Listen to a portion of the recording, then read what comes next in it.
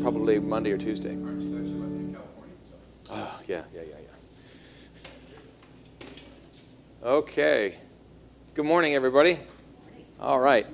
So this is our summertime pattern. We've got folks all over the place. We've got. Well, I don't want to say that Mason is third string. We wouldn't say Mason is third string back there, would we? No. No. He's actually. That's right. At any rate, we've got lots of folks gone. All right, so not last week, but the week before that, we, a group of us from the congregation, went out to near Cincinnati, and we enjoyed the Creation Museum and the Ark Encounter. And then last week, I sort of laid some foundation and started to talk about this, and I promised that for the next few weeks, we'll get into some of these issues, which is what I'm going to do today. I'm not going to try to put too much in one time, and we'll just take our time with this. And one of the things that I'll be very interested in is questions that you all have, or just issues that you may have regarding how we Christians deal with issues of science, evolution, cosmology, and modernistic thinking, and so on. How we reconcile, do we reconcile, can we reconcile these sorts of things, and recognize where the issues are. And that's one of the key things I want you to know is where are the issues, because some issues are really, really vitally important, and others are, window dressing by comparison. So we'll talk about all of that. Now, this is what we talked about briefly last week. And my point last week was to talk about how Genesis chapter 1 is very poetic. Now, one of the problems that you'll have is that sometimes when people start talking about how poetic Genesis 1 is, what they're meaning to do is set you up not to take it literally. Okay? That was not my intention. But it is poetic. So this is not read like a newspaper report or just the facts, ma'am. It actually is telling us something about God and something about the nature of creation, and it is highly stylized. One of the things that I wanted to make sure, a flashpoint or litmus test among conservative Christians, for example, is, do you believe that a day in Genesis chapter 1 is 24 hours? And so I talked about that last week, and I very honestly said, I don't care if you don't think it's 24 hours, but I care very much why you don't think it's 24 hours and what you want to do with that. I advanced a way of looking at Genesis chapter 1 where the days are not 24 hours, where the whole thing happens in an instant, and then Genesis chapter 1 presents us with 6 sort of segments where God sort of unpacks what he did for our benefit. I don't have an objection to that, but if somebody wants to interpret Genesis that way, because to me, you're still giving the words, you're still treating them as the Word of God, and you are letting them speak. But I will admit that it's somewhat speculative, okay, because it says 6 days, and I just said 1 instant. Okay, so I'm being speculative. I'm saying it's really just 1 instant. I can't say it really was just. I'm saying, let's say maybe it was. It could have been, and God presents it to us this way. The other possibility is, no, God actually took 6 days. But if he did took six days, then the question is, why would he do that? And the answer is, he would do that for the same reason that he would do it in an instant and then tell us in 6 days. In other words, it's for our benefit that he would take 6 days and outline it this way. But here's the key thing that I want you to understand about the nature of creation. The nature of creation is not how long it took or the method or the processes that God employed in order to create our present world. What the Scripture says is that God said, and it was so. All right, that's what we need to understand about the nature of creation. Creation isn't a natural process. It is not a sped up natural process. It is not a natural process that's being manipulated by God. We tend to think in those terms. An awful lot of History Channel stuff. Well, the History Channel stuff is probably too far gone. But a lot of times Christians will attempt to explain miracles in naturalistic terms. In other words, this is how God used nature or manipulated nature or did something with nature in order to cause the sea to part, or the sun. And so the problem with these things is it's sort of requiring God to work with nature, and God is not required to work with nature. Not only is he not required, but I mean, nature simply doesn't exist without God. So if God says, "Let there be," then it's so. And there's no process, there's no cause and effect, there's no series of things that have to be set in motion for this to happen, there's no time period that has to pass. God says, "Let there be," and it was so. And so that's really how we should understand creation. Then let's go back to and I'm going to pass this by because I talked about this last week. What do we have in the 6 days of creation? We have a series of statements by God, "Let there be," and it was so. We don't want to understand that it took him 24 hours to make light, and then took him 24 hours to make the firmament, and then took him 24 hours to make the land and separate that from the sea. It doesn't take him time. These things happen immediately. So then the question is, Well, did he just then wait 24 hours between when he said, let there be light, to when he said, let there be a firmament? Did he just stop and wait for 24 hours? Was he saying a bunch of other things? Did it take him 24 hours to say all the things that needed to be said in the first day, and then another 24 hours to say all that he needed to say in the second day? All right, if this sounds stupid, it's meant to. Because what we're trying to do is make God operate the way we would operate if we had to make a universe, okay? Wouldn't it be nice if I could just say and it happened? Well then, if I had to say 2 things, or 3 things, it takes me longer to say 10 things than 1 thing. It takes me longer to say 1,000,000 things than 10 things. And we think the same way for God. It's not. Okay, it's not. So when we talk about creation, we are not talking about a natural thing. We are talking about a supernatural thing in the sense that it's what God wills happens. And unlike with us, there is no need for a process to be set in motion, or time to elapse, or a particular order of events to be observed. Nothing like that. God wishes, it happens, that's that. Okay? Keep that in mind as we reflect on the discussion as we discuss, what can we say about the origins of the world. Okay, so we've got these days. Number 7 is very important. Because number 7, he rested.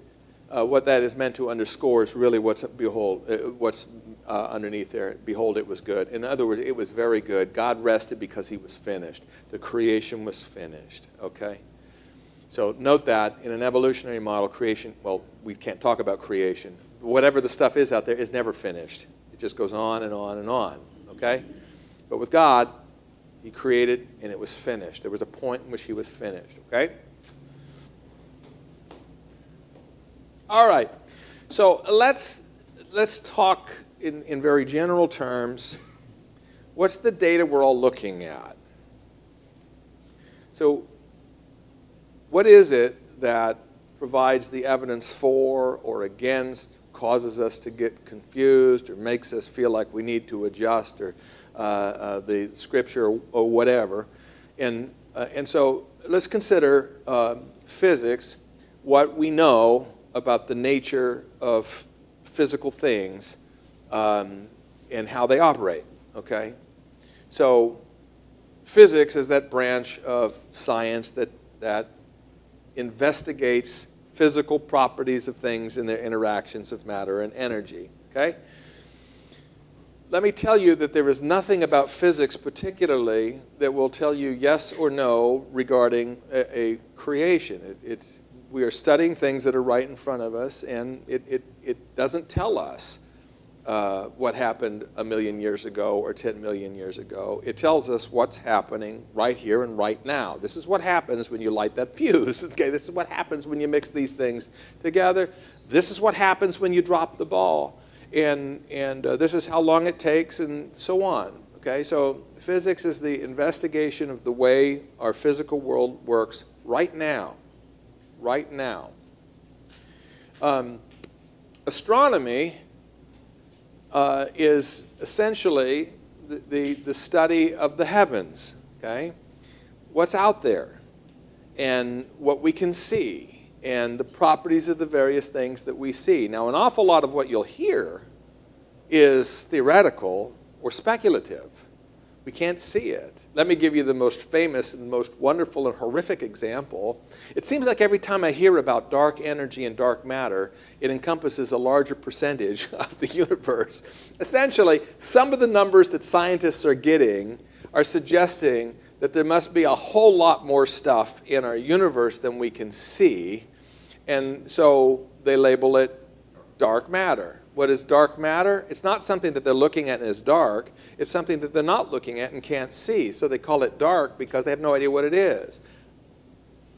The last percentage that I heard, although even this has to be, I mean, if by virtue of what it means to be dark matter, it was like 90 or 92% or something like that of the universe must be composed of this dark matter. And there's another aspect. Dark energy is the same thing. It's energy which is dark, which means we just don't know anything about it. We can't directly observe it. We are inferring that it's there because there looks like there must be a lot more out there because of the way that the universe is expanding, if it's expanding. I mean, in other words, we're reading these various things, coming to certain conclusions, and then we determine that there must be a whole lot of dark energy and dark matter out there. Now, I will tell you that the moment somebody tells you that 90% or 95% of whatever they're talking about, they have no idea what it is, that's okay. That's okay. That's honest. Okay? But then take with a grain of salt when they tell you what is. Okay? Because if 90% of a thing you have no idea what it is, then 10% you can only know so well. All right? So a little humility on the part of astronomers would be nice here, because when you say dark matter and dark energy, what you're really saying is just a box that we're totally ignorant about. We can't know that it's there or what's in it. Okay? But astronomy is basically the study of what's out there. Now, so things like galaxies, that there are galaxies, clusters of stars, and relative distances between these things. Some distances among stars can be measured almost directly. I mean, what's called parallax, depending on where the Earth is with relation to the sun, you can actually observe a star, shifting. And it's just simple geometry then to determine how far that star is away. Relatively few stars can be measured that way because even though you're talking about vast distances, you're still talking about having to be pretty close before you could measure any kind of parallax movement like that. Most stars do not move, okay? They do, but it's too small for us to see because they are too distant. They are too far away. We cannot measure the width of most stars. Very few can we measure any kind of width to the disk. It's too far away. They are, for all intents and purposes, just spots. So how do you measure the distance away from something? And there's various theories and ways that that's done. And we're not going to go into all of that, only to say that there are various theories that will tell us or give us reasons to believe that this star is X number of light years away or thousands of light years away, or this galaxy is millions of light years away. But of course, we're nowhere near to going there. We can't measure. There's no tape measure. There's no way to do that. At any rate, astronomy will tell you that there's a great many things out there and that the universe is a very vast place. As an aside, as we observe, and if we believe, and I'm not trying to be, I'm sounding very skeptical. I'm not meaning to be that skeptical. If we just accept all of what we're told about the size and scope and vastness of the universe, if we just accept that it's something like that, there are two things that we can conclude from that. The Christian concludes from that God is awesome and glorious. Okay? It's all to the glory of God. The heavens declare the glory of God. And the larger the universe gets, and the more fantastically huge it is, well, the more glorious God is. Because look, he didn't need to create all of that, but he created it all, and he created it just from his own will. So the glory of God. The other way to look at it is the sort of atheistic way, and that is to emphasize how utterly insignificant you and I are in everything about human life and this whole planet and all of its history and everything we've ever known. How absolutely insignificant and small it is. Okay, so physics tells us something about what things look like right here where we can touch and measure and do experiments. Astronomy tells us some things about the nature and scope of the universe in which we live. Understand that our ability to observe the universe is very limited because it is so huge. And that's just a fact of life that any astronomer will tell you. Okay? We can see a galaxy out there, but we can't tell you anything about what's there. We just make certain assumptions about what's there. Geology is the study of the Earth and its formations. And so there's information there, where the mountains came from and the oceans and the continents and so on like that. The Earth's crust and various things about our planet. That is going to provide a lot of important information in terms of what God has made and when he made it and how he made it and how long ago. And biology is another huge, huge, huge thing that we look at. Two aspects of biology here. Number one is the biology of the here and now. Okay? The animals and people that we can actually observe and see and understand to the best we can how the human body works or how biological things work.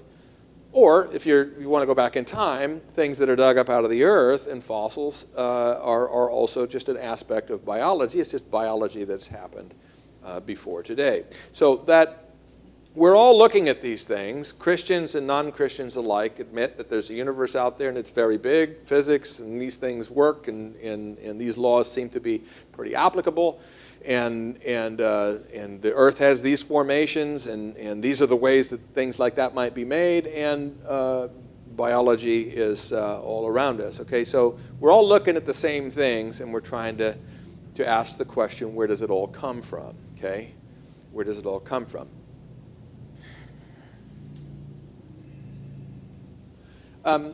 In terms of the tools of investigating this, I want to comment on the nature of science. We've talked before about the scientific method as being a method. It is a way of investigating the physical universe. Understand that it is the physical universe that we're talking about. Physical things is what science deals with, and it is a way of investigating. Okay, so go back to high school and remember your high school days. And you would observe something, and you would form a hypothesis about how that works, and then you would create an experiment or 2 or 10 or whatever in order to test the hypothesis, usually to try to disprove whatever it is that you think may be going on. But experiments would be cleverly devised in order to show what's going on or what's not going on here. Measurements would be carefully taken, and then you would draw a conclusion. Is your hypothesis supported by the data, or is it contradicted? Does it need to be adjusted? If it's adjusted, you go back and run some more experiments and so on. And this is the way a lot of science works. Now, I'll tell you, the way a lot of science works happens by accident. Okay? Nobody knew that when you mix those two things together, you'll get this useful thing. Nobody knew that, but it's sort of like Reese's peanut butter cups, The one guy falls into the lap of the other guy, and they find out that your chocolate goes great with my peanut butter, and so on. And from there on, the rest is history. A lot of science happens that way. Things are discovered by accident. Nobody sat down and said, I predict that if we mix this with that, we'll get this other thing. I won't say that that never happens. It does. But most of what we have discovered and encountered and developed in technology and engineering and science, an awful lot of it is just trial and error, and you happen into something. I don't remember the story particularly of how microwave ovens, but that was kind of an accident too. Some guy, was working with microwaves, and some chocolate or something in his pocket melted or something like that. I don't remember how it went, but it was an accident. And he realized what this must mean, and so now we have microwave ovens. Right. So an awful lot of this kind of stuff, experiments and so on, that's what you often think of when you think of science. We're going to have an experiment. We're going to observe data. We're going to have all these machines. They're going to measure it all very carefully. We're going to take down all the data. We're going to test. Peers are going to do the same experiment, see if they can duplicate it, and so on. Okay. That definitely is the scientific method, and that is the most pure way of sort of investigating the physical universe. But all that is called science doesn't work that way. So I want to talk about 2 other kinds of science, and I'm not meaning to belittle them. I'm actually meaning just to point out the difference between the experimental science. Okay, we've used the example before. At what temperature does water boil? And let's say we ask the question, would it boil at a different temperature at a higher elevation? Okay, but there's an experiment that you can do to find out, boil water here, find out what temperature it boils at, move to a higher elevation, see if it boils at the same level. Move to different elevations and then chart the different times when water boils and see if there's a relationship between the elevation that you're at and when the water boils. That's how that kind of experimental science works, and you can get very, very precise numbers on this because you're looking right at it and you're all over it. Okay? Now, observational science is a little bit different. Observational science is you can't run experiments the same way by the nature of the thing that you're talking about. But you can observe, and you can say, well, when this happens, then that happens, okay? But we can't do an experiment that says when this happens, that happens. Why not?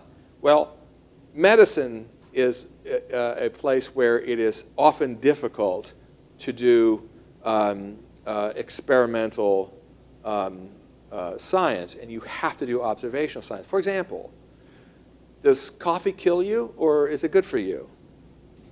Is it better or worse for you than red wine? And the answer is it depends on which day, right? Okay, well, diet is one of those things where it is, I mean, it's almost exclusively observational. You see that this person goes to McDonald's every day. You see that they weigh 400 pounds, okay? They stop going to McDonald's every day. They start losing weight, and you draw certain conclusions. But with human beings, it is very difficult to do a lot of experimental science. For example, what causes cancer, okay? We don't want to take a group of people and inject them with something we suspect might cause cancer and see if they get cancer. That's not, you can't do that. So what you do is you observe in society that people who smoke get cancer more often than people who don't, okay? Let's say.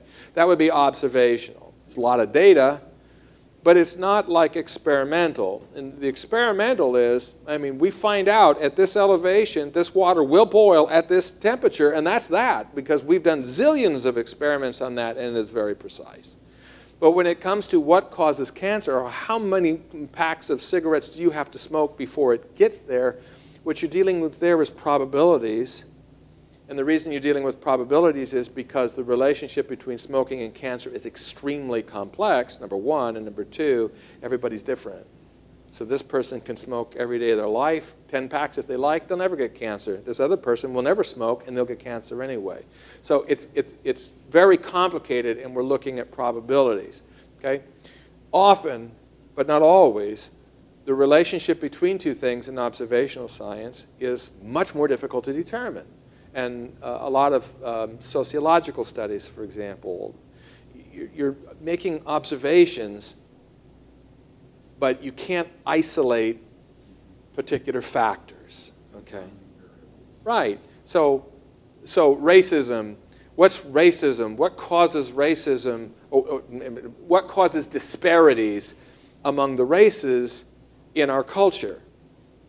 Well, when you say racism, you have immediately identified a single variable and said that that's the cause. But anybody that looks at the matter very much at all will realize there's all kinds of variables in here that's playing into that. And the race of a person may or may not factor into that, or it may factor into it indirectly. Racism actually may have nothing to do with it, even though you might see that there's a disparity here. You'll have lots of arguments over this. But this is observational science. It's a lot of statistics and a lot of observations, and then trying to formulate the relationships between things, okay? But it's not like you can sit down and just do an experiment, and we'll find out. So we'll find, here's a population of people that are racists. And the only difference between them and this other population is these people aren't racist, these people are, and we see what happens in 20 years. You can't do that. And a lot of science is that way. That's different kind of science than the experimental. It's not nearly as exact, and sometimes it's just nearly impossible to do because you simply can't get your hands on the thing, okay? Like I said, an awful lot of medicine, and a lot of medicine is experimental. If you're putting together a drug, okay, part of that might be experimental. You want to see what chemicals and compounds will hold together. But then when you want to find out what drug works, that's going to be observational, okay, most of it. So, all right. Then we have a third, what's called historical science. And historical science is when you are looking at things that have happened long ago. It didn't have to be long ago. It's things that have already happened. And you are trying to look and see the physical evidence among the things that you have in front of you and trying to put together or piece together what happened to bring this about. Now this is challenging because just as observational science, you can't do an experiment over and over and over again and get the same result. You can't isolate variables or anything like that. When you come to historical science, you can't even observe the thing directly. You are just observing what we have here and now and extrapolating back a model of what you think would have produced this, okay? So this is even more challenging if you want to put the label science to it. I mean, you could say it is science in the sense that you are being logical and rational, you're making assumptions, but it is not science in the sense that you can't do an experiment on this and you can't directly observe it either.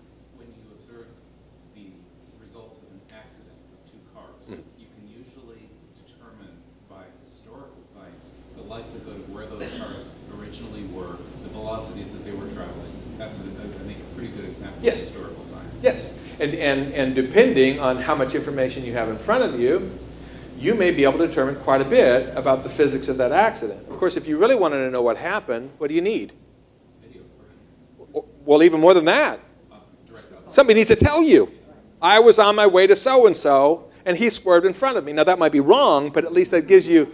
So you know, there's historical science really enjoys having somebody chime in and say, actually, this is how that ship got at the bottom of that bay there. I was on it when we, ran aground. So the point here is not to say that observational and historical science aren't worth anything or that they don't produce any valuable information or anything like that. I'm actually only pointing out that I don't want you to allow the exactitude and the precision of experimental science to bleed over into observational or historical science as though they can be that precise. They can't. And although you might say two cars crash into one another, you're right. If the cops get there and they got their tape measures and they're measuring and they take lots of, and maybe even they have their accident reconstructionists can get their, their little, what do they call them, drones, and they'll take many measurements. But what if you come upon this accident 10 years later because the car was in a ditch and nobody saw it and it was down there for 10 years, rusted, and all kinds of problems? That's going to be harder because you don't know how much of what you're looking at is from the accident and how much is because of the boulder that fell on top of it or whatever. There's all kinds of things that rust is going to take away a lot of the evidence that would have been useful to you. By the way, also, even in accidents, as I happen to know from my legal work, man, there's an awful lot you just can't tell. You just cannot tell. The accident reconstructionists will tell you, well, it probably happened like this. Probably? Yeah, most likely. But it could have been like that. Both would have produced a result that would have looked more or less like this. Of course, one makes my client pay and the other doesn't, so which one am I going for? Okay, all right. Do you see that all of these are often interchangeably? I mean, you watch the History Channel and you're going to get science all over the place. Talk about science. CSI, you're going to get science all over the place. That's very different, okay, than the laboratory work with the lasers and intense measurements and very, very precise stuff. This is not nearly as precise, okay? Or it's entirely speculative, like Hubble's law. All right, well, so let's talk another thing about science. I actually don't have this on the slide, but you brought that up. Is science inductive or deductive? And what do I mean by that? Deductive means we start with the truth and then we deduce from that what things should be like, okay? Inductive means we start the way things are and then we form a hypothesis, okay, or a theory. What is it? The expression is eluding me. It'll come to me in the most probable rationale or explanation. Yeah, the inference to the best explanation. That's what I was looking for. You've got some data. The inference to the best explanation is different. Okay, so the deductive, imagine this. A scientist is thinking great thoughts, okay? Well, here's a simple one. You happen to know that F equals ma. Okay, so then you say, well, if I drop a ball from here, then half a second later it'll be here, and I'm deducing what's going to happen from the law, and I then could do an experiment and find out, Shazam, it worked. It's right, okay? Relatively little of science is that way. For one thing, F equals ma was not thought up by somebody who just thought, this is the way it must be. Force must equal mass times acceleration, and then deduce everything else from that. What happened is we observed a great many apples falling from trees. Okay, a great many apples falling from trees, and baseballs, and cannons, and all the rest. And we put together the data, and we developed from much data F equals ma. That explains an awful lot of this. Okay. What science typically does is it makes a lot of measurements, and then after you've got all your data, you want an explanation for this data. So you draw inferences. You guess. Now, it's not a wild guess. You're guessing, and you're putting forward plausible explanations to explain as much data as you can. And the more data it explains, and the more precisely it explains all that data, the more confident you are that your inference is the right one. Okay? The less it explains, the less confidence you are. But it starts with the data, and then you make this inference. But an inference can always be changed when you get more data. Okay? The more you learn, the more refined your ideas get, or in some cases, these change outright. That happens all the time. In science, one of the good things about how science proceeds is it's supposed to be open when you get new information. In my mind, if you find out that 90% of the universe is totally unknown to you, that should give you enough information to say maybe we really can't say how old the universe is, or whether it's expanding or contracting, or what's going to happen next, because we don't know what 90% of it even is. But so science is an inductive process where we are trying to find models or explanations that explain as much of what we see as possible. Okay? All right. Any observations or questions on this? Yes? On the historical science, you have the carbon dating, which people just assume is 100% correct. I don't know if it is or not. But if it is, then Christians have problems with, how old the earth is, and how, because they carbon date something on a piece of bone and it's 3 billion years old or something. Sure.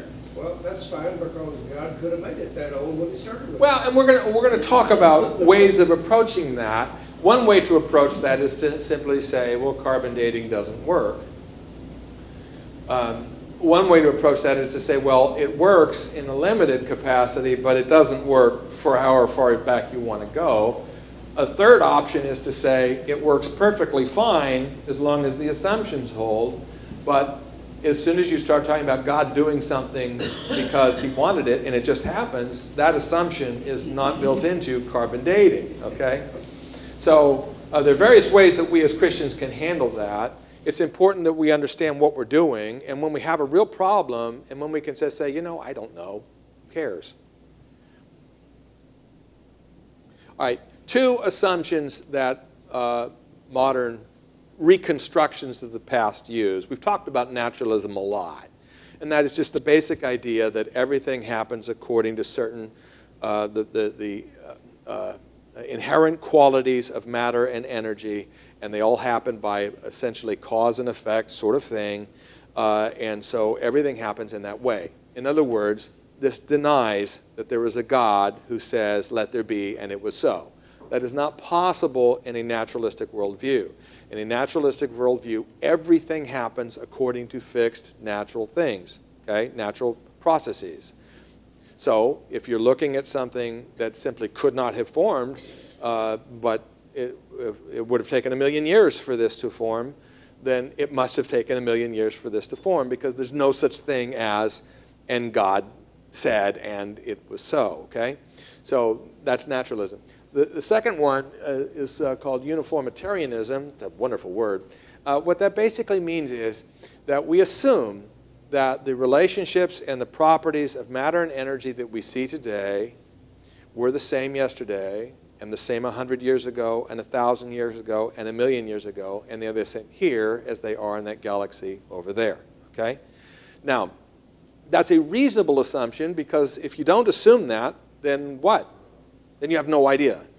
So we assume that whatever's going on in that galaxy over there is the same kind of things that happen. Gravity works there the same way it does here. Understand that we have no way of testing that. We cannot possibly know with certainty whether all the electromagnetism worked the same way 15 billion years ago, if there was a 15 billion years ago, because there's no way to test that. Understand that we form an assumption. It always worked that way. And by the way, this is very important for carbon-14 data. We're assuming that the half-life of carbon-14 is thus and so, and it always has been and always will be. If it wasn't, could we detect that? We couldn't. It would just throw off all our data, but we wouldn't know it. Okay. Right, if we could go back, or if we last long enough, we might see that, hey, carbon-14 has got a different half-life than they used to. Sort of like the evidence that Beethoven's symphonies used to be played faster or slower, I can't remember which, but at a different tempo than they are now. And how would you know that?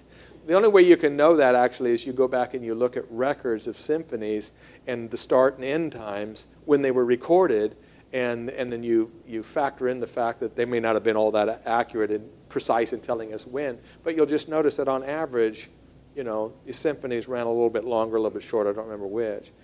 But they were never played backwards, because that would be decomposing. Yes, that's right.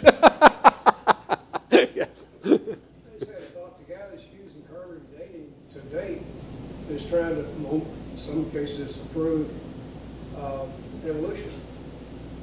But evolution doesn't affect carbon dating? Well, of course, here's one thing that I think is useful for us all, to be very, very humble, okay? And I've used this example before. If you've got some kind of ailment going on with you, we can ship you off to the Mayo Clinic, and you can be surrounded by 100 of the best minds in all the world and all of the science and equipment that money can buy, and we can watch you and study you and poke and prod and do whatever, and after a year of all of this, still not know what's wrong. Okay? Now, understand that we're talking about another human being we look right at. We know as much about our human bodies as by far more than about a human body than any other creature, because we care a whole lot more. We've thrown a lot of money and a lot of energy and a lot of minds at this problem, and we still don't know. Now, that is not a knock on medicine. That is just a comment on the complexity of a human body. And if we can't figure that out, if we can't figure out how a single cell in the human body operates precisely, we've got models that we think works something like this, but it's not like we can build one, then we should be very, very circumspect before we say we should be able to go back and reliably reconstruct the past. Okay? Now, what I'm giving you is a lot of reasons to be more skeptical about what is taught to us if you turn on the History Channel or the Discovery Channel or something like that. They're going to talk about our reconstructed past as though it is just scientifically proven.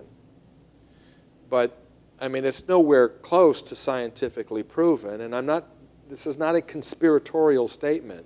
Scientists will admit it's not in that sense, okay? They may be very confident in their models, but confident in your model is not the same thing as proven.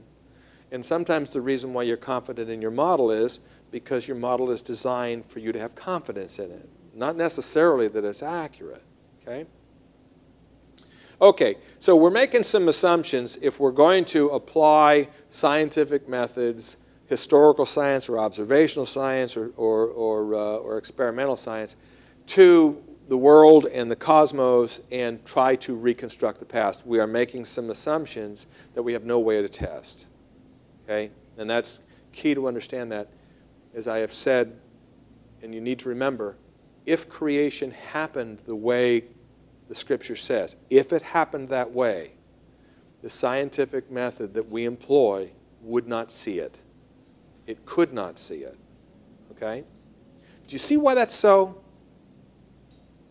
The tree rings example, the Jesus making a wine out of water example. Okay, unless somebody tells you that that was water 5 minutes ago, there's no amount of experimentation that is ever going to tell you that that wine is 5 minutes old. There's no way, even though it is only 5 minutes old. But why would that be? Because the wine was not created according to natural processes. If it were, okay? So, here's a stupid example. Jesus says that if I pray, that mountain can be uprooted and thrown into the sea. So, the mountain is in my way, and I pray.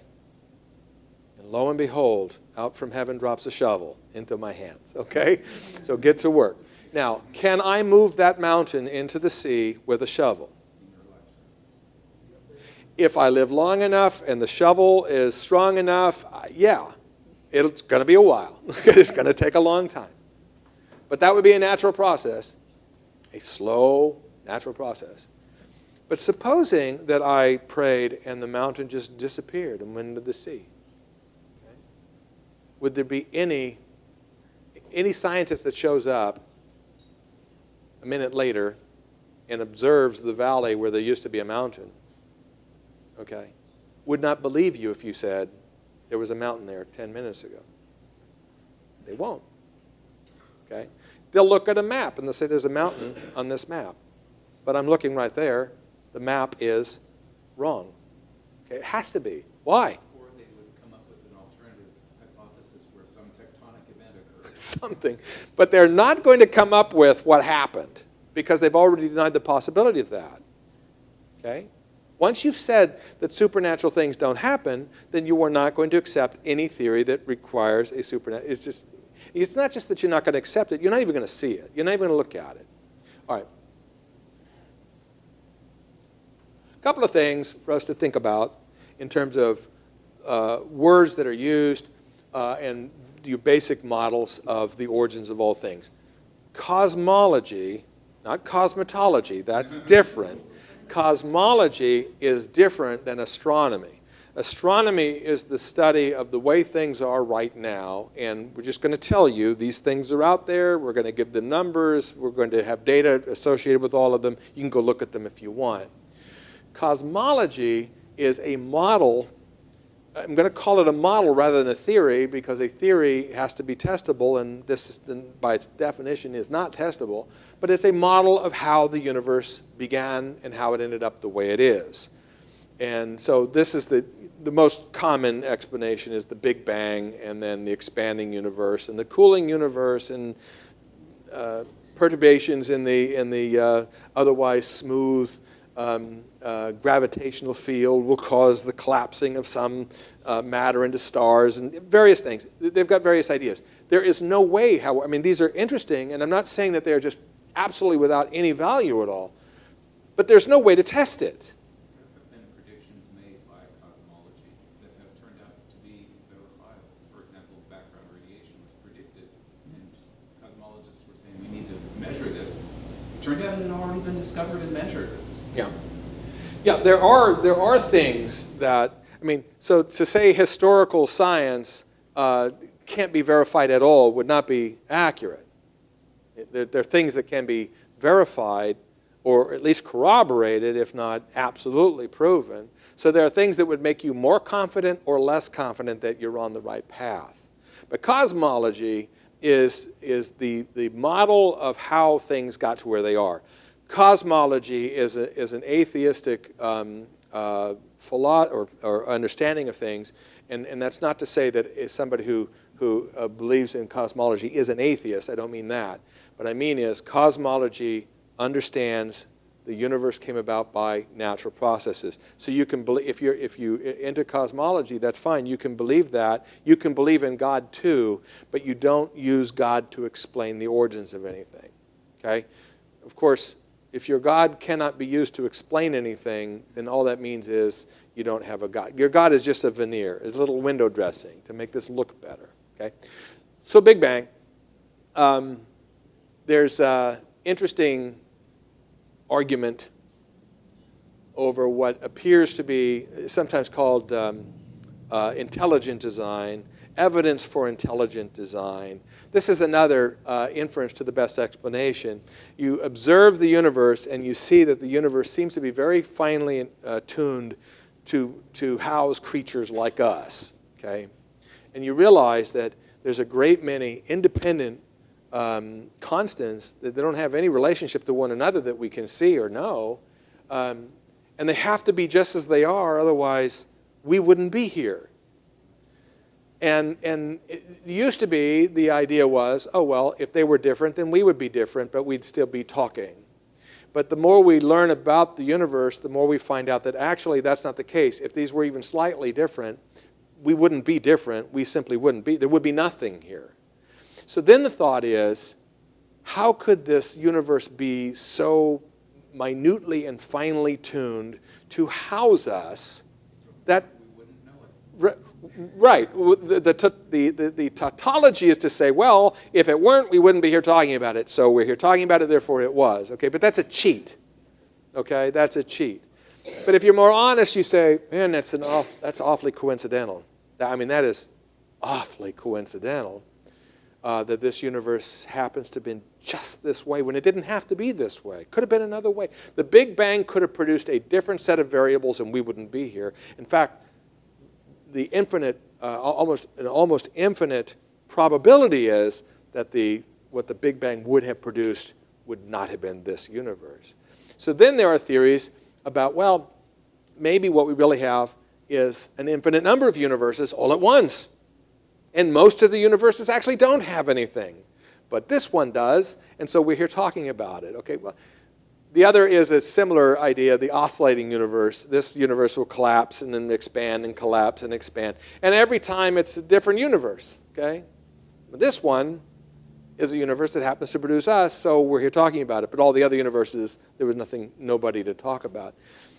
What's interesting of those is, at some point you just have to say, we're talking about the inference of the best explanation.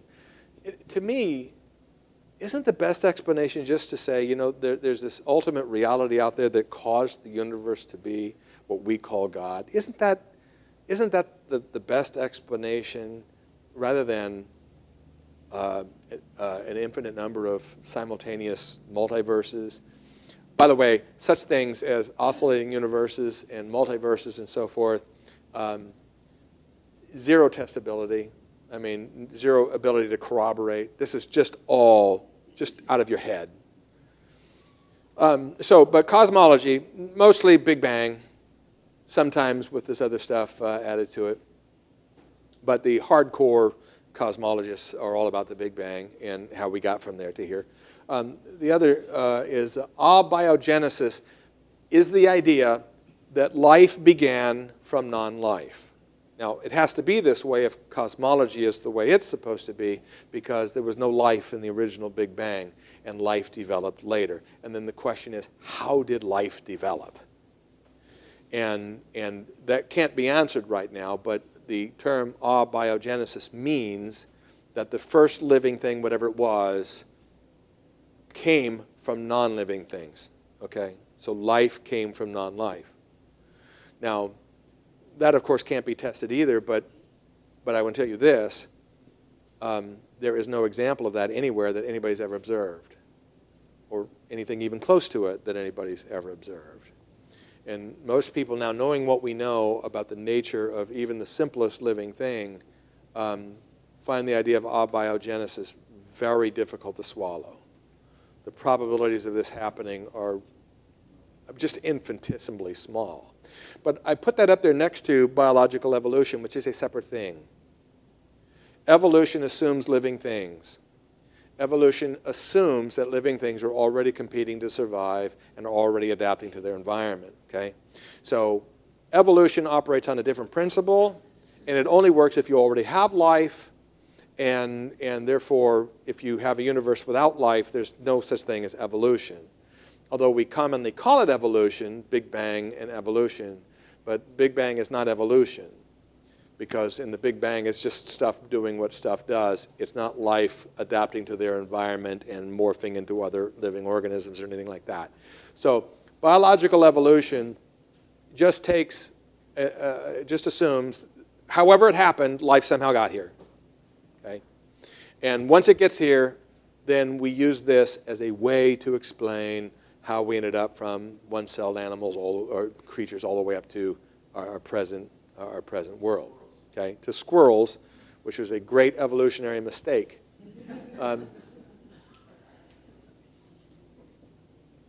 Okay, some theological issues in all of this that we need to bear in mind. Number one is the relationship between God, time, and natural process. Okay, I've already talked about that. God is not bound by this. If you're a pagan, then the gods are bound by this. Okay, they have to deal with this too.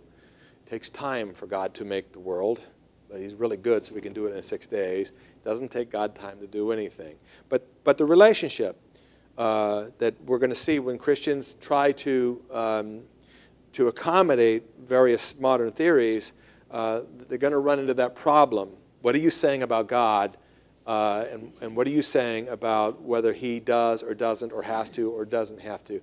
The relationship between death, corruption, and sin. This is a huge one that when you look at various, there are various Christian theories to try to harmonize Genesis and evolutionary theory. And it's amazing how they just run roughshod over that. It's like, you know, because in evolutionary theory, death and corruption are necessary to produce life. Okay, they're not a product of sin and corruption. Then, of course, you have the authority of Scripture and the meaning of Scripture. Next week, I know I'm late. Next week, we'll take a look at these questions. How long did creation take? How long ago was it? How did we get it from here? And I'll take a look at various Christian approaches, and we'll look at the strengths and weaknesses of each of them. The young earth creationism, which is what you will see if you go to the Creation Museum, and then various efforts to accommodate cosmology and evolution, the theistic evolution, and the idea of an old earth creationism. So we'll look at the strengths and the weaknesses of each of these, and why Christians would want to buy into one or the other of these. Okay, let's pray. Lord Jesus, we thank you for your precious words, your words which tell us and give us the definitive explanation for why we are here and what it ultimately all means. Help us to be humble, O Lord. Help us to be humble as we approach your scriptures. Help us to even be more humble as we approach the data of this world and try to understand it. And help us, O Lord, never to exalt our minds and our observations above your own words. Amen.